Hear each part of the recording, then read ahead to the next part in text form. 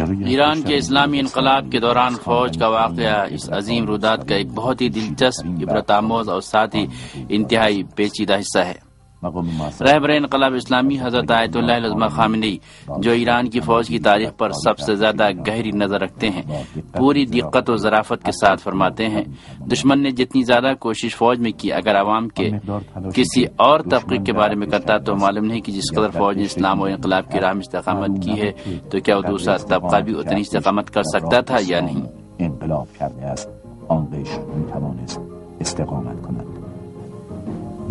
اس حقیقت کو درک کرنے کے لیے پہلوی دور حکومت میں ایران کی فوج کی تاریخ پر اجمالی نظر ڈالنا ضروری ہے۔ جس وقت رضا خان 5 سال تک سازش اور کودتا و فریب کاری کرنے کے بعد 1925 میں ایران کے شاہ کی حیثیت سے اقتدار پر قابض ہوا، سب لوگ اسے ایک کونا مشق فوجی سمجھتے تھے۔ اگرچہ غیر ملکی طاقتوں بالخصوص برطانیہ سے اس کی وابستگی سب پر عیاں تھی، لیکن ایران کے کئی شہروں میں بعض مظاہروں کو کچلنے اور ملک کے اندر نام نہاد سیکورٹی قائم کرنے کی وجہ سے سب اس کو ایک کونا مشق فوجی کے طور پر دیکھتے تھے۔ اسی پہلے دن سے یہ بات جگ ظاہر تھی کہ رضا خان اغیار کی طاقت و قوت کے علاوہ کسی اور چیز پر بھروسہ نہیں کرتا، لیکن اس طاقت کا سرچشمہ فوج کے اس ادارے کا استعمال تھا جو رضا شاہ کے اقتدار میں آنے کے پہلے دن سے ہی اس کے ساتھ تھا۔ پہلوی دور کی فوج نے مجموعی طور پر 3 اہم تاریخی ادوار گزارے ہیں۔ پہلا دور رضا خان کی 16 سالہ سلطنت کا دور تھا۔ اس دور میں رضا خان نے غیر ملکی طاقتوں بالخصوص اپنے ان ساتھیوں کی مدد سے جنہوں نے 23 جنوری 1920 کے کودتا میں اس کی مدد کی تھی اور اس کے بعد کے برسوں میں بھی اس کے ساتھ رہے، مزید 1 لاکھ افراد پر مشتمل فوج تیار کی، جسے 2 حصوں میں تقسیم کیا۔ ایک کا نام لشکر اول اور دوسرے کا نام لشکر دوم رکھا، اور دونوں ہی تہران میں تشکیل دیے گئے۔ لشکر یکم کا کمانڈر کریم خان بوزیر جمیری کو بنایا گیا اور دوسرے لشکر کا کمانڈر علی خان نقوی کو بنایا گیا۔ کریم آقا خان بوزیر جمیری رضا خان کی ہی طرح ایک ان پڑھ اور جاہل شخص تھا، لیکن علی آقا خان نقوی کچھ پڑھا لکھا تھا۔ رضا خان نے پہلے دن سے ہی فوج کے ان دونوں لشکروں کے درمیان اختلاف کی آگ بھڑکا دی تھی اور دونوں کو ایک دوسرے کے خلاف بھڑکایا کرتا تھا۔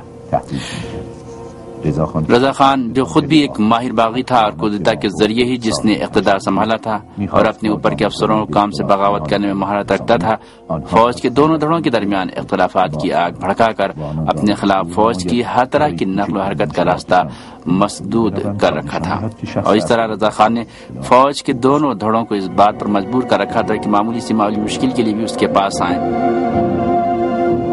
رضا خان تہران میں متعین ان دونوں لشکروں کے زیادہ سے زیادہ فوجی ساز و سامان خریدتا تھا۔ وہ ملک کے دیگر علاقوں میں پراکندہ فوج کو کوئی بھی اہمیت نہ دیتا۔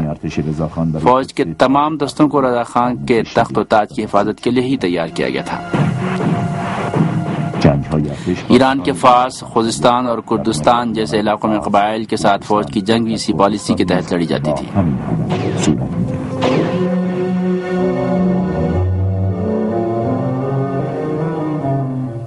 رضا خان نے فوج کے کمانڈروں کو عوام کی جان و مال پر مسلط کر رکھا تھا اور خود ان کے لیے ایک مکمل نمونے کے طور پر پیش کرتا تھا۔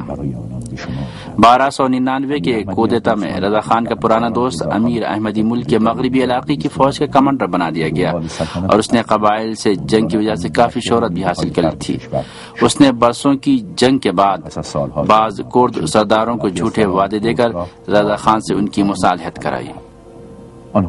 ان کرد قبائل کے سرداروں سے اس نے کہا کہ وہ قرآن کریم کے آخری صفحے پر دستخط کریں اور لکھیں کہ وہ شاہ کے خلاف کوئی اقدام نہیں کریں گے۔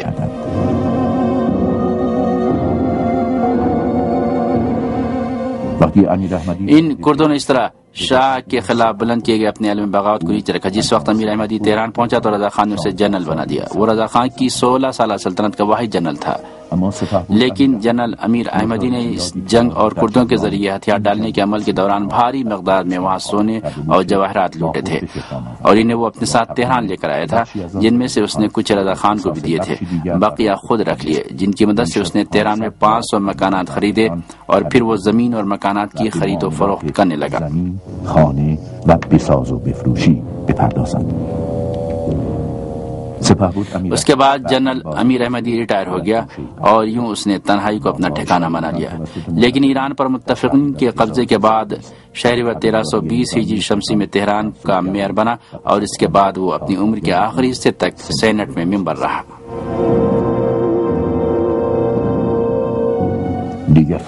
رضا خان کی فوج کے دیگر کمانڈر بھی اپنے پیشوا کمانڈروں کی ہی طرح عوام کے مال و اسباب لوٹنے میں سرگرم رہتے.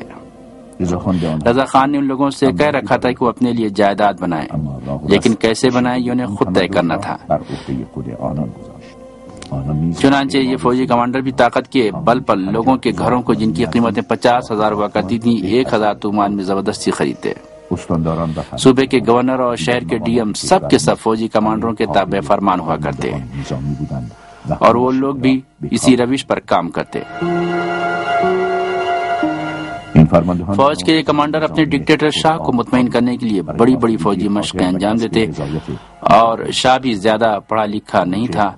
ان فوجی مشقوں سے محظوظ ہوا کرتا تھا. یہ سمجھتا تھا کہ اس کی فوج پوری طرح تیار اور آمادہ ہے اور کسی بھی محاذ پر دشمن کا مقابلہ پوری توانائی سے کر سکتی ہے. مگر 25 اگست 1941 کو اس کے خیالات باطل ثابت ہوئے اور اس کا خواب چکنا چور ہو گیا اور رضا خان کی فوج متفقین کی فوج کے سامنے ریت کی دیوار ثابت ہوئی اور 2 گھنٹے بھی اس کا مقابلہ نہ کر سکی.